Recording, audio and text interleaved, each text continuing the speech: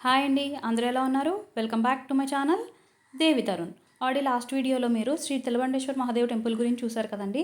అక్కడి నుంచి నెక్స్ట్ అయితే మేము దుర్గకుండకి అయితే వెళ్తున్నామండి. ఈ టెంపుల్స్ అన్నీ కూడా నియర్ బై డిస్టెన్స్లోనే ఉంటాయండి.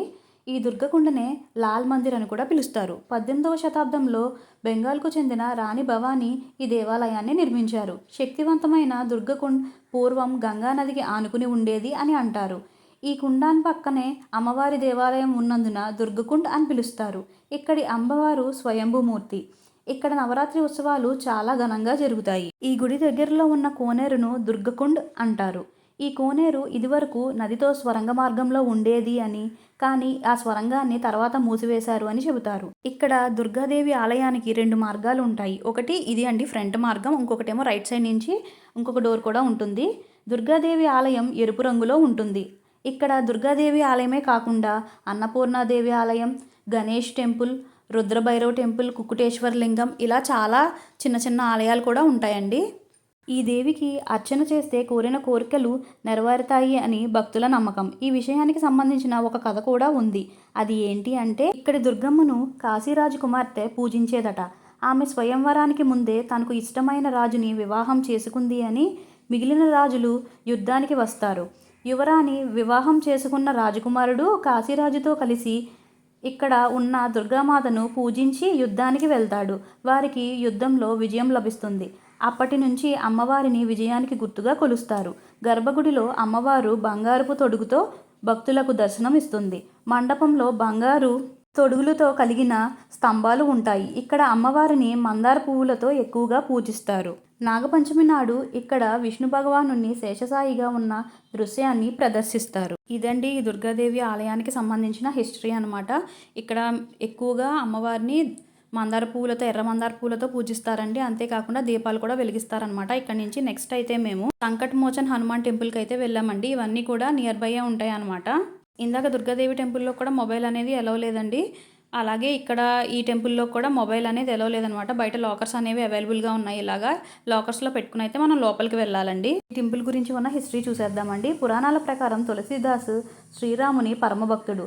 ఆయన గంగానది తీరంలో శ్రీరాముని కథలు చెబుతూ కాలక్షేపం చేస్తూ ఉండేవాడు. తనతో తెచ్చుకున్న కుండ నీరుని ఇక్కడ ఉన్న చెట్టు తరలో పోస్తూ ఉండేవాడు.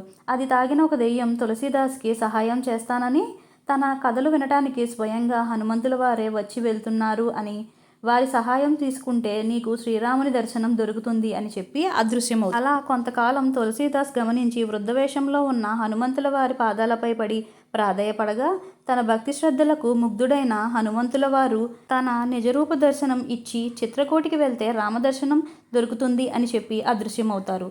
తులసీదాసు హనుమంతుడు కలిసిన ఈ ప్రదేశమే ప్రసిద్ధిగాంచిన సంకటమోచన్ హనుమాన్ ఆలయం.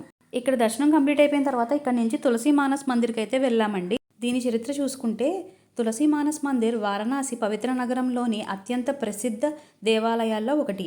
ఈ దేవాలయానికి హిందూ మతంలో గొప్ప చారిత్రక, సాంస్కృతిక ప్రత్యేకత ఉంది.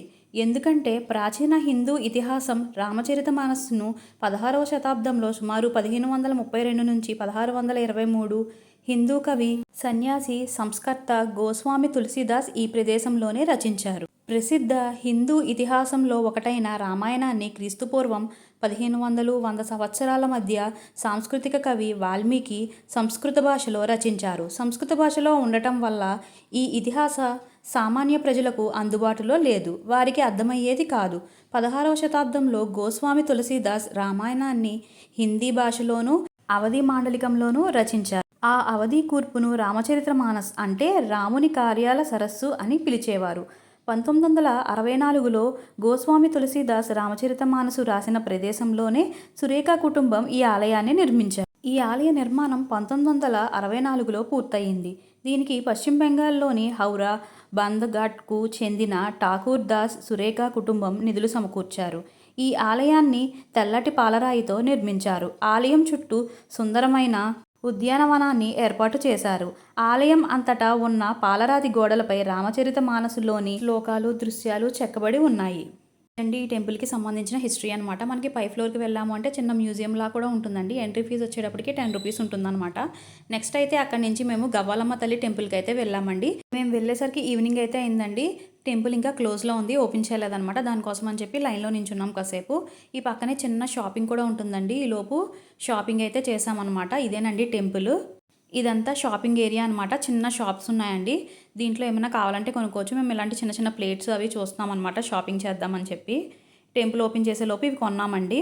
ఇది టెంపుల్ ఎంట్రన్స్ అండి లోపల. ఈ టెంపుల్కి సంబంధించిన హిస్టరీ ఏంటో చూసేద్దామండి. మన వారణాసిలోనే గవ్వాలమ్మ గుడి, అంటే గవ్వాలమ్మ గుడినే మనం కౌడీమాత ఆలయం అని కూడా పిలుస్తారండి. దక్షిణ భారతీయులకు, ముఖ్యంగా తెలుగువారికి అత్యంత పవిత్రమైన క్షేత్రం. విశ్వనాథుని సోదరిగా భావించే ఈ అమ్మవారిని దర్శించుకుంటేనే కాశీయాత్ర పూర్తవుతుంది అని నమ్మకం.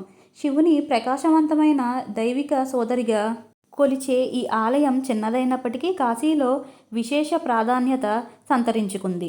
వారణాసిలో కౌడీమాత అని పిలువబడే ఈ దేవతను తెలుగువారు గవ్వాలమ్మగా ఆదరిస్తారు. కాశీక్షేత్ర పరిపాలనలో శివుని సోదరిగా, కాశీ భూమిని రక్షించే దేవతగా ఈమెను పరిగణిస్తారు. కాశీ విశ్వనాథుని అన్నపూర్ణామాతను దర్శించుకున్న తర్వాత ఖచ్చితంగా గవ్వాలమ్మను దర్శించుకోవాలని కాశీయాత్ర నియమం చెబుతుంది. కాశీ శివస్థాపితమని, ఇది అత్యంత పురాతన నగరమని, పాండవులు సైతం తమ పాప విముక్తి కోసం కాశీని దర్శించుకున్నారని పురాణ కథనాలు చెబుతున్నాయి. వారణాసిలోని ప్రధాన క్షేత్ర సమీపంలోనే ఈ ఆలయం ఉంది. ఆలయం ప్రతిరోజు ఉదయం 8 గంటల నుండి మధ్యాహ్నం 1 గంట వరకు మరియు సాయంత్రం 4 గంటల నుండి 9 గంటల వరకు తెరిచి ఉంటుంది. ఈ అమ్మవారికి గవ్వలతో పూజలు చేయటం ఇక్కడి ప్రత్యేకత. కాశీయాత్రకు వెళ్ళే ప్రతి తెలుగువారు తప్పనిసరిగా దర్శించాల్సిన క్షేత్రం ఇది. ఇదండి ఈ గవ్వాలమ్మ తల్లి టెంపుల్కి ఉన్న హిస్టరీ అనమాట. ఇదైతే లోపల మనకి టెంపుల్ అనమాట. టెంపుల్ అనేది చూడడానికి చిన్నగానే ఉందండి. లోపల అమ్మవారి విగ్రహాన్ని కూడా చూపించడానికి ట్రై చేస్తాను. చూసేయండి, మీరు కూడా చూసి దర్శించుకోండి. బయట అయితే ఇక్కడ గవ్వలు, జాకెట్ మొక్క అవి కూడా అమ్ముతున్నారండి. అవి తీసుకుని పంతులు గారికి ఇస్తుంటే అక్కడ కొన్ని గవ్వలు వేసి మిగతా ఒక గవ్వ ఇంటికైతే ఇస్తున్నారండి. ఇలా మా దర్శనం అయితే కంప్లీట్ అయిపోయింది అనమాట. ఇక్కడ నుంచి వేరే టెంపుల్స్ కూడా వెళ్ళాను, అది నెక్స్ట్ వీడియోలో పెడతానండి. ఈ వీడియో కనుక మీకు నచ్చినట్టయితే please like, share and subscribe to my channel. Thank you for watching.